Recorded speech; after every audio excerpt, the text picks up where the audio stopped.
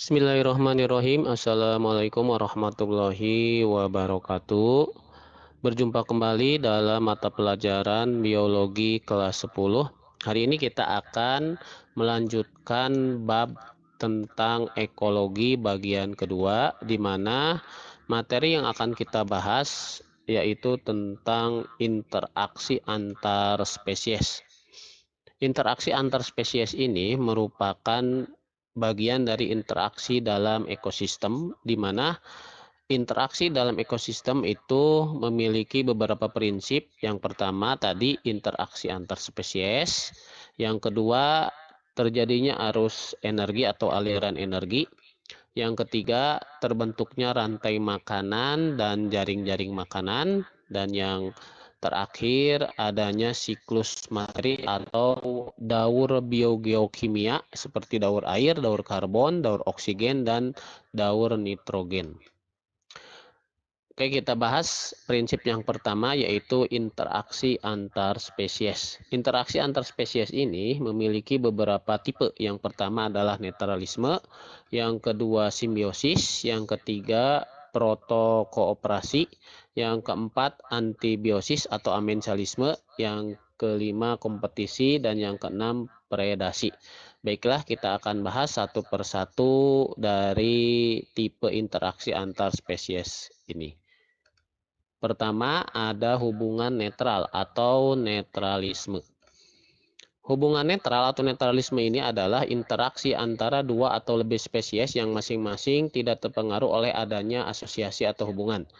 Cirinya, yang pertama tidak ada yang diuntungkan maupun dirugikan, yang kedua memiliki kebutuhan yang berbeda. Contohnya interaksi antara ayam dan kucing, lalu ada juga interaksi antara kambing dengan itik. Seperti terlihat pada gambar berikut.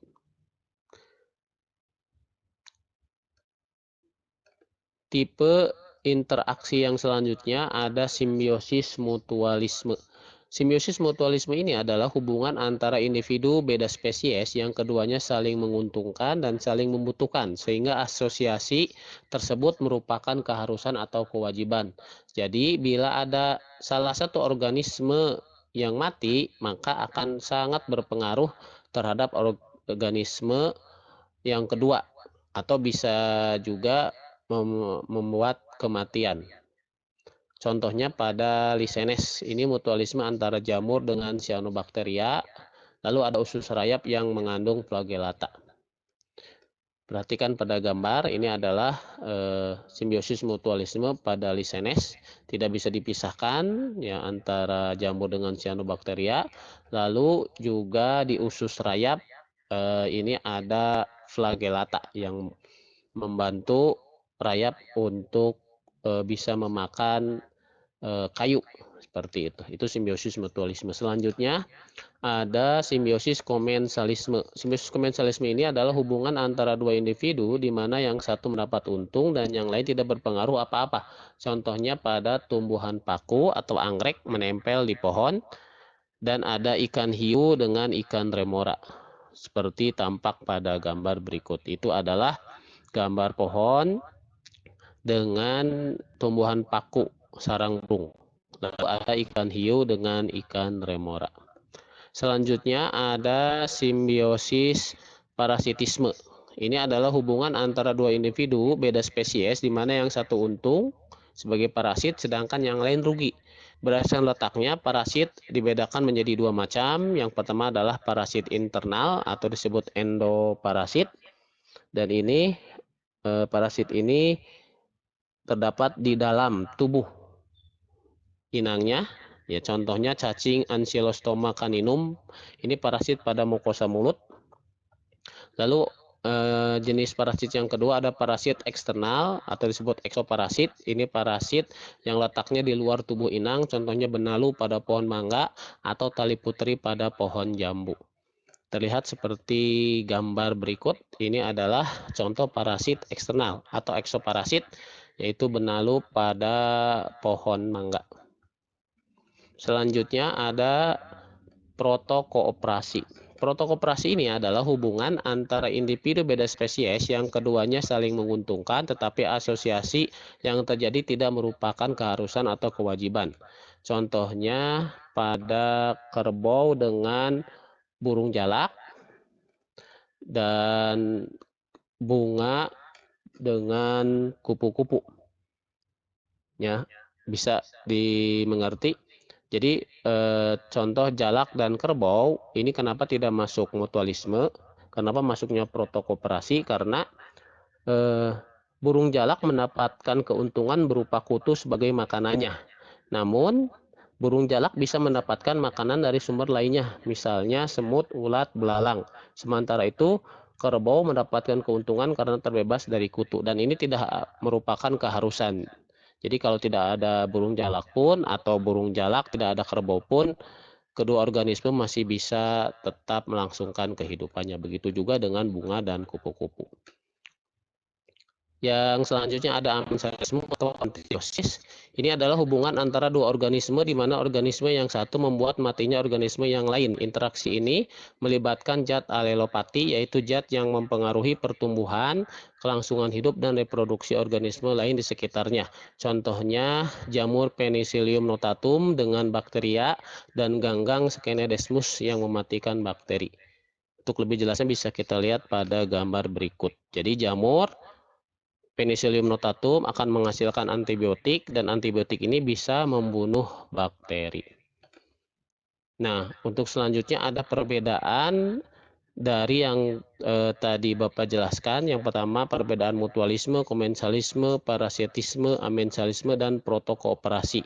Di mana pada mutualisme itu terjadi hubungan yang saling menguntungkan, positif dan positif, tetapi merupakan keharusan.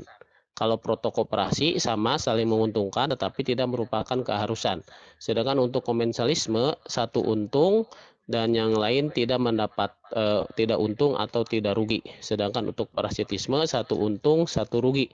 Dan untuk amensalisme, satu rugi, satu tidak berpengaruh apa-apa. Itu untuk perbedaan dari tipe interaksi yang tadi sudah dijelaskan. Untuk selanjutnya ada tipe interaksi kompetisi. Ini adalah interaksi antara dua atau lebih spesies yang saling menghalangi. Cirinya memiliki kebutuhan yang sama. Tampak seperti gambar. Nah, untuk kompetensi ini dibagi menjadi tiga. Ada kompetensi atau persaingan karena makanan, karena wilayah, atau karena pasangan. Bisa terlihat pada gambar itu pertarungan antara kedua kerbau, bisa pertarungan memperebutkan wilayah atau pertarungan memperebutkan pasangan. Untuk kompetensi ini dibedakan menjadi dua macam. Ada kompetisi interspesifik, ini memiliki spesies yang sama. Contohnya kambing jantan memperebutkan betina yang sama, atau kerbau yang saling bertarung seperti pada gambar. Yang kedua ada kompetisi interspesifik. Ini terjadi dengan berbeda spesies. Contohnya rumput dan tanaman jagung di ladang yang sama-sama membutuhkan nutrisi yang sama. Yang terakhir ada predasi atau pemangsaan. Ini adalah hubungan antara dua makhluk hidup di mana yang satu memakan yang lain. Contohnya singa memangsa kerbau atau ular memangsa tikus. Seperti terlihat pada gambar. Untuk predasi ini harus ada yang predator, pemangsa, dan harus ada yang menjadi mangsanya yaitu kerbau. Nah, mungkin itu materi yang tipe-tipe interaksi antar spesies pada hari ini. Untuk kuisnya ada dua. Yang pertama, tumbuhan pencekik strangler, misalnya Ficus rigida, pada awalnya tumbuh sebagai epifit pada suatu pohon dengan akar gantungnya yang sangat menarik. Namun setelah akarnya tumbuh lebat dan menjulur sampai ke tanah, maka akar berkembang menjadi batang dan bersatu mencekik pohon induk. Nah, tipe apakah yang terjadi antara kedua spesies tersebut? Jelaskan oleh kalian. Untuk yang kedua, hubungan antara ikan gobi dengan udang pistol termasuk jenis interaksi apa? Jelaskan alasannya. Jawabannya kalian tulis di kertas CPS atau kertas lembar, nanti dikumpulkan melalui WhatsApp. Mungkin itu saja untuk materi hari ini. Terima kasih atas waktunya. Wassalamualaikum warahmatullahi wabarakatuh.